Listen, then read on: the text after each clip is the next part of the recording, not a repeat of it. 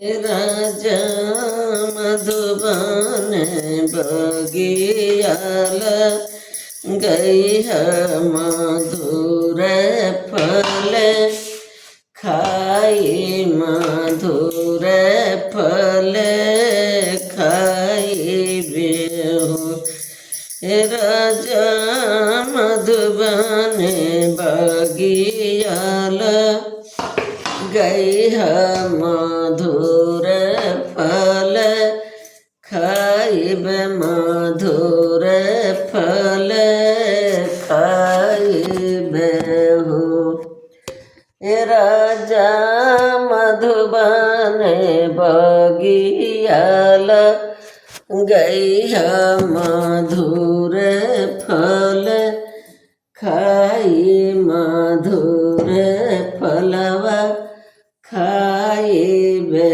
हो बाहरी से आवेल ससुरुत बहू वरी से पूछल बहू वरी से पूछल हो बाहरी से आवेल सासुत बहू वरी से पूछल हो बहुअर कान कामन फल खैलो लालन बड़ा सुंदर होरिलवा बड़ा सुंदर हो बहुआर कवन कवन फलवा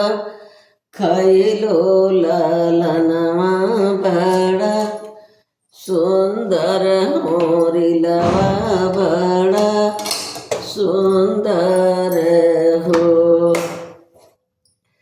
अम नाही खैली अम फल नाही हम खैली मिलिया नाही खैली नहीं मिलिया नाही खैली न हो ऐसा सो छिली छिली खैली नाव रंगिया होरिलवा भैल सुंदर लालनवा भैल सुंदर हो ऐसा सो छिली छिली खैली नाव रंगिया होरिलवा भैल सुंदर लालनवा भैल सुंदर हो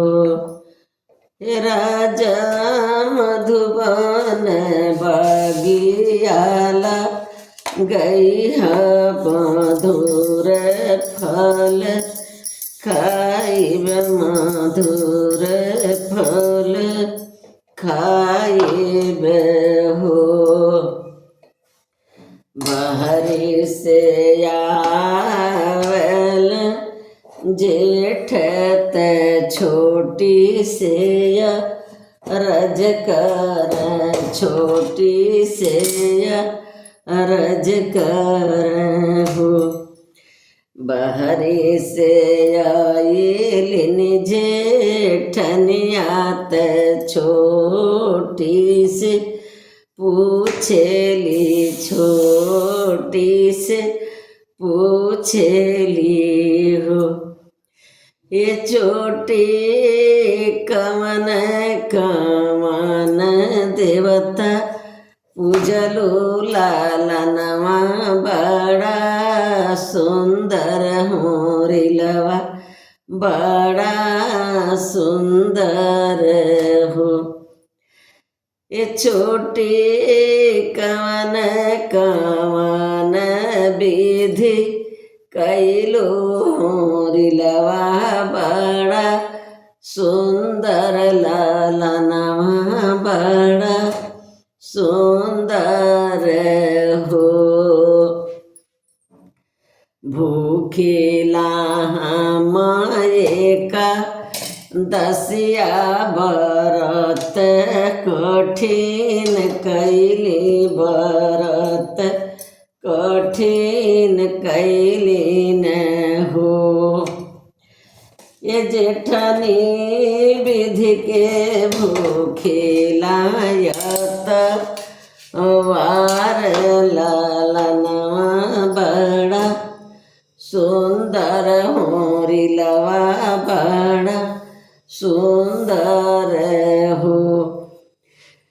इस ठनी विधि के रहिला यत वार लालनवा भैल सुंदर होरिलवा भैल सुंदर हो। ए राजा मधुबन बगियाला गैहा मधुर फल खाब मधुर फल खाइबे हो। ससुरे से आइलिन नदियात भाऊजी से पूछेली भाऊजी से पूछेली हो। ए भाऊजी कवने पुरुषवालो भैलो लालनवा बड़ा सुंदर भतीजवा बड़ा सुंदर हो। ए भौजी कवने मरद से लो भैलो लालनवा बड़ा सुंदर होरिलवा बड़ा सुंदर हो। सूते लाया पानी महलियात राज जी के सेजियात पिया के गलियान हो। ए ननदो सपने में आइल नाना दोइया लालनवा भैल सुंदर होरिलवा भैल सुंदर हो। ए ननदो सपना में आइल नाना दोइया लालनवा भैल सुंदर होरिलवा भैल सुंदर हो। धन्यवाद दीदी लोग, बहनी लोग। जे भी ये वीडियो देखे कैसन लगत है सोहर ज़रूर बतावे, और कहाँ से आप लोग देख रही हैं वो भी बताना। अच्छा लगत है तो गाइए। और सोहर तो सभी लोग गावत है, लेकिन एक आप लोग कमेंट कर देंगे, थोड़ा सा लाइक कर देंगे तो आप लोग का कुछ घटेगा नहीं। और माफ़ करना, हमारा वीडियो इस समय पड़ नहीं रहा है क्योंकि थोड़ा हम भी क्या बताऊँ, जाने दीजिए, आप लोग माफ़ करना। लेकिन कोशिश करूँगी डालने का वीडियो हम, और हमारे सपोर्ट में कोई है नहीं यहाँ पर, हम अकेले हो गई हूँ। इसलिए कोई कोई कुछ बोल देता है तो मन को थोड़ा लग जाता है, तो हम वीडियो नहीं बना पा रही हूँ। इसलिए आप लोग हमारा सपोर्ट अगर करेंगे, हमको यूट्यूब में अपने फैमिली में जगह देंगे तो हम ज़रूर कोशिश करूँगी अपने तरफ से, और हमारा सपोर्ट करिए आप लोग। धन्यवाद।